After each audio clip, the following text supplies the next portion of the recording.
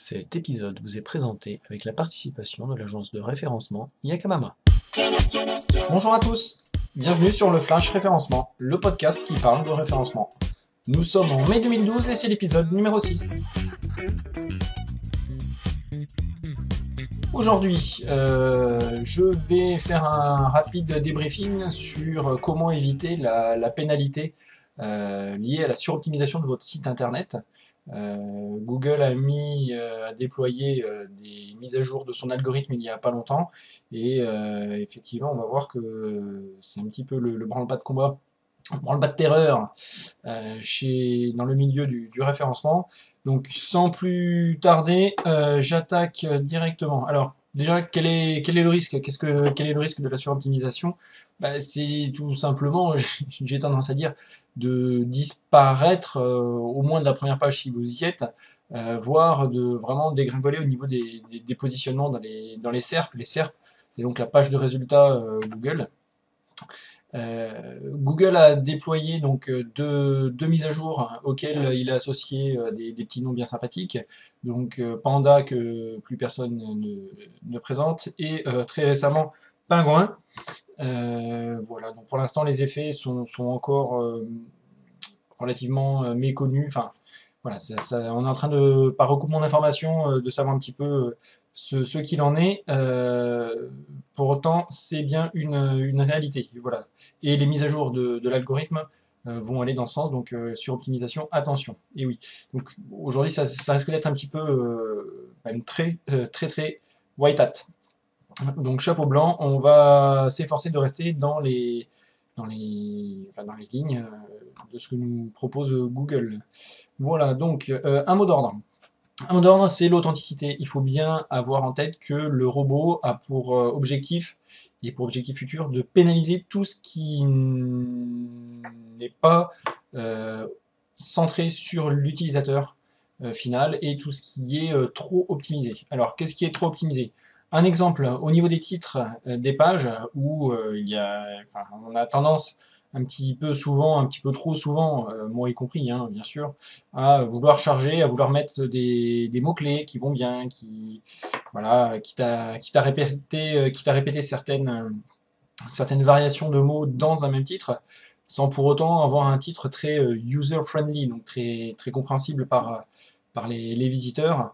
Donc, une des recommandations, c'est de reprendre les titres de vos pages pour rendre le titre le plus compréhensible possible et le plus intuitif possible d'un point de vue humain. Voilà. Imaginez que vous êtes en train de rédiger le titre d'un article dans un magazine, par exemple.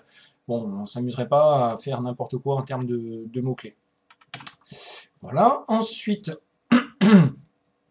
le maillage interne de vos différentes pages. Il faut savoir que vous allez faire des liens entre vos différentes pages. Seul le premier lien, que je dise pas de bêtises, seul le premier lien dans la page qui pointe vers une autre page interne n'a réellement d'importance en termes d'encre et de poids. Et pourtant, il n'est pas rare de voir dans certains cas où on a tendance à vouloir augmenter et gonfler artificiellement le nombre de liens vers les pages profondes en particulier, de rajouter sur le bandeau gauche, en pied de page ou directement dans le corps du texte, plusieurs liens qui pointent vers la même page. Je parle bien de liens qui pointent vers la même page. Donc c'est pas nécessaire et ça peut être même pénalisé comme étant une attitude un petit peu spammée. Voilà. Donc un mot d'ordre toujours. Là, ça reste du classique, mais pour autant, ça fait toujours du bien de le rappeler. Il faut varier les encres. Hein, parfois, on a tendance à vouloir toujours accentuer sur certains mots-clés, sur certaines pages.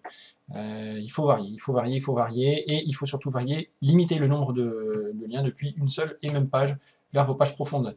Autre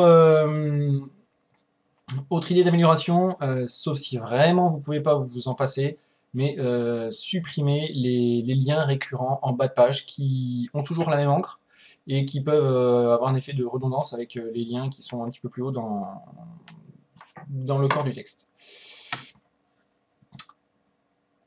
Les textes, justement, attention, alors pourrait parler d'optimisation et puis prendre l'inverse. C'est vrai que une technique qui a bien marché pendant un bon moment, qui marche encore, mais qui marche jusqu'à quand? Jusqu'à ce qu'on se fasse prendre, hein, et d'optimiser sur un même texte, de rajouter des mots-clés, des mots-clés, des mots-clés, de faire des petites variations. Généralement, on les fait pas si flagrantes que ça, les variations. Et pour autant, on a tendance sur un texte à rabâcher pour pouvoir travailler le champ lexical, voilà, le contexte, etc. Attention, ça reste pas naturel. Toujours, enfin, moi j'ai pour l'habitude voilà, d'expliquer à mes clients de bien se mettre dans la peau d'un rédacteur papier. Voilà. Est-ce qu'on réécrirait 20 000 fois le mot-clé Hôtel Biarritz, Hôtel Biarritz, Hôtel Biarritz 20 fois dans les 20 lignes qu'on vient d'écrire, de l'article qu'on vient d'écrire? Pas sûr. Pas sûr. Donc, un mot d'ordre. Pensez, et oui, c'est un classique, pensez à vos visiteurs. Visiteurs humains, évidemment, on ne pense pas aux robots qui viennent indexer vos pages, donc pensez à vos visiteurs et faites du contenu qui puisse être valorisant, intéressant pour eux. Voilà, donc une page très très blanche, un vœu très très pieux. Voilà. Pour autant, si vous voulez éviter la pénalité ou si vous avez été touché par une pénalité, que vous voulez commencer à faire un petit peu de ménage, voilà, les idées que je donne là, ça peut commencer à vous aider à réfléchir sur quel nettoyage, quelle modification vous allez pouvoir apporter. Maintenant, les backlinks qui sont en fait les liens externes de sites qui ne vous appartiennent pas, en principe, vers votre propre site. Voilà, alors dans les techniques de référencement, il est assez courant, enfin ça arrive que qu'on soit tenté par le côté obscur, l'utilisation de certains logiciels, de certaines techniques. Donc là, bon, j'en ai mis un petit panel, hein, les plus connus avec la moissonneuse batteuse qui est censée représenter les fermes de liens ou les réseaux de liens, etc. Google, c'est vraiment son fer de lance, a vraiment l'intention d'accentuer et de mettre le paquet pour réussir à identifier ce genre d'usage. Donc voilà, méfiez-vous, méfiez-vous, méfiez-vous, méfiez-vous si on vous propose de créer voilà, de booster vos pages avec ce genre de choses.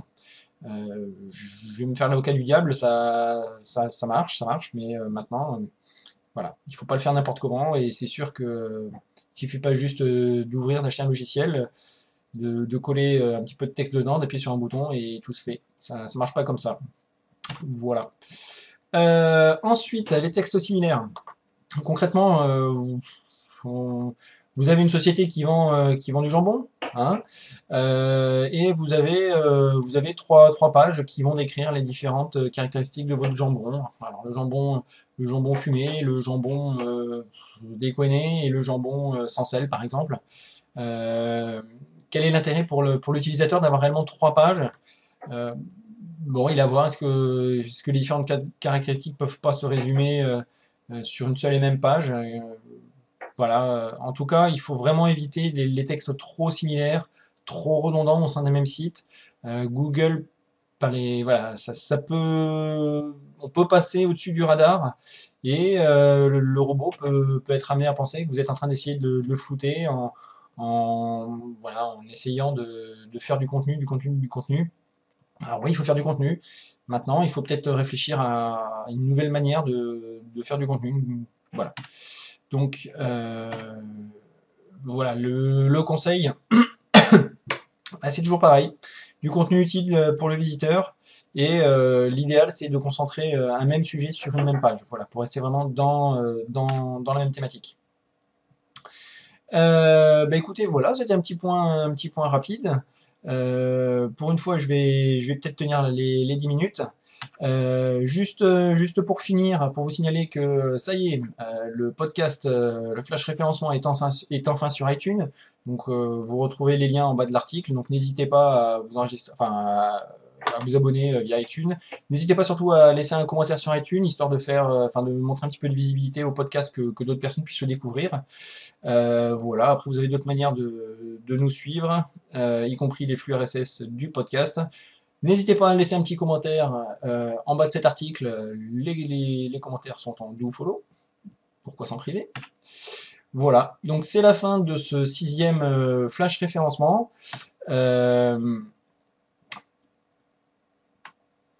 transition. Une dernière petite chose, très prochainement, Yakamama va mettre en ligne un système d'audit automatique gratuit en ligne, illimité. Voilà, encore en train de travailler dessus, encore des bugs. On a une phase de bêta test avec des bêta-testeurs qui nous ont déjà fait des retours. Voilà, c'est très intéressant. Bah écoutez, j'espère que ça vous servira. J'espère que vous passerez outre les filtres récurrents de notre ami Google. Je vous souhaite une bonne fin de journée et je vous dis à très bientôt sur le Flash Référencement. Salut!